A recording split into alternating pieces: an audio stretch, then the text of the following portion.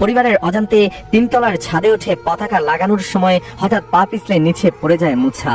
একটি কাঁচা বাঁশ বিদ্যুতের তারের সংস্পর্শে চলে যায়। মুহূর্তের মধ্যে বিদ্যুতের প্রবল শকে আটকে পড়েন তিনি। স্থানীয়রা ছুটে এলেও ততক্ষণে অনেক দেরি হয়ে গেছে।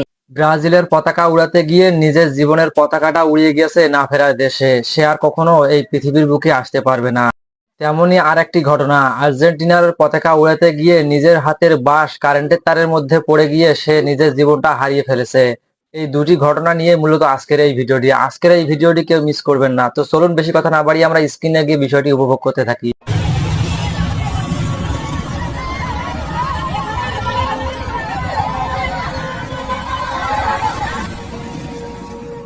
ফুটবল বিশ্বকাপের উন্মাদনা মানেই আনন্দ, উচ্ছ্বাস আর প্রিয় দলের প্রতি ভালোবাসা। কিন্তু সেই ভালোবাসা যখন কেড়ে নেয় দুটি তরতাজা প্রাণ, তখন আনন্দের উৎসব মুহূর্তে পরিণত হয় শোকে। দুইটি পরিবারকে ভাসালো অশ্রুর সাগরে। প্রিয় দর্শক, আজকের এই ঘটনাটি শুধু একটি সংবাদ নয়, এটি একটি পরিবারের বুক ফাটা কান্নার গল্প। কক্সবাজার শহরের তারাবনিয়ার ছড়ায় নিজের প্রিয় দল ব্রাজিলের পতাকা টাঙাতে গিয়েছিল কৃষক মোহাম্মদ মুসা। হয়তো বন্ধুদের দেখাবে, হয়তো এলাকার সবচেয়ে উঁচু জায়গায় উড়বে তার প্রিয় দলের পতাকা। এমনই স্বপ্ন ছিল তার, কিন্তু কে জানতো সেই স্বপ্নই হয়ে উঠবে তার জীবনের শেষ যাত্রা। পরিবারের অজান্তে তিনতলার ছাদে উঠে পতাকা লাগানোর সময় হঠাৎ পা পিছলে নিচে পড়ে যায় মুছা। গুরুতর আহত অবস্থায় তাকে দ্রুত কক্সবাজার জেলা সদর হাসপাতালে নেওয়া হয়, কিন্তু চিকিৎসকদের সব চেষ্টা ব্যর্থ করে না ফেরার দেশে চলে যায় এই কিশোর। মুহূর্তের মধ্যে আনন্দের বাড়ি পরিণত হয় শোকের বাড়িতে। প্রিয় সন্তানের নিথর দেহ দেখে স্বজনদের আহাজারিতে ভারী হয়ে ওঠে পুরো এলাকা। অন্যদিকে খাগড়াছড়িতেও ঘটেছে আরেকটি হৃদয় বিদারক ঘটনা। আর্জেন্টিনার সমর্থক কলেজ ছাত্র দীপেন ত্রিপুরা নিজের প্রিয় দলের পতাকা উড়ানোর প্রস্তুতি নিচ্ছিলেন। গাছে উঠে পতাকা লাগানোর সময় একটি কাঁচা বাঁশ বিদ্যুতের তারের সংস্পর্শে চলে যায়। মুহূর্তের মধ্যে বিদ্যুতের প্রবল শকে আটকে পড়েন তিনি। স্থানীয়রা ছুটে এলেও ততক্ষণে অনেক দেরি হয়ে গেছে। কিছুক্ষণ পর গাছ থেকে নিচে পড়ে যান দীপেন। দ্রুত হাসপাতালে নেওয়া হলে চিকিৎসকরা তাকে মৃত ঘোষণা করেন।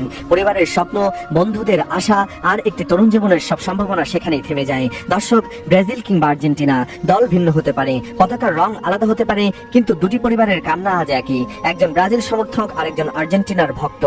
অথচ ফুটবলের এই উন্মাদনা শেষ পর্যন্ত কেড়ে নিল দুই তরুণের জীবন। এই ঘটনা আমাদের জন্য একটি বড় সতর্ক বার্তা। পতাকা টাঙানোর সময় ছাদ, বিদ্যুতের তার কিংবা ঝুঁকিপূর্ণ স্থানে ওঠার আগে অবশ্যই নিরাপত্তার বিষয়টি নিশ্চিত করতে হবে। কারণ একটি পতাকা আবার কেনা যায়, কিন্তু হারিয়ে যাওয়া একটি জীবন আর কখনো ফিরে আসে না। দর্শক, জীবনের রিস্ক নিয়ে কি ভিন্ন দেশের পতাকা লাগানো উচিত? কমেন্টে হ্যাঁ অথবা না লিখে জানিয়ে দিন আপনার মূল্যবান মতামত। ভিডিওটি ভালো লাগলে লাইক ও শেয়ার করুন। ধন্যবাদ। আর্জেন্টিনা হোক কিংবা ব্রাজিল হোক অথবা অন্য কোনো দেশ হোক, কোনো দেশের পতাকা উড়াতে গিয়ে নিজের পতাকাটা কখনো উড়াতে যাবেন না। এমন কোনো স্থানে আপনারা যাবেন না যে স্থানে গেলে আপনার নিজের জীবনটা চলে যেতে পারে। তাই সতর্ক হয়ে কাজ করবেন। যে কোনো কাজ করতে যাবেন তার আগে দেখবেন ওই জায়গাটাতে গেলে আপনার জীবনহানি হবে নাকি, এই বিষয়টা আগে দেখে নিবেন। এই বিষয়টা দেখার পরে কিন্তু সেই জায়গায় যা দাঁড় হবেন।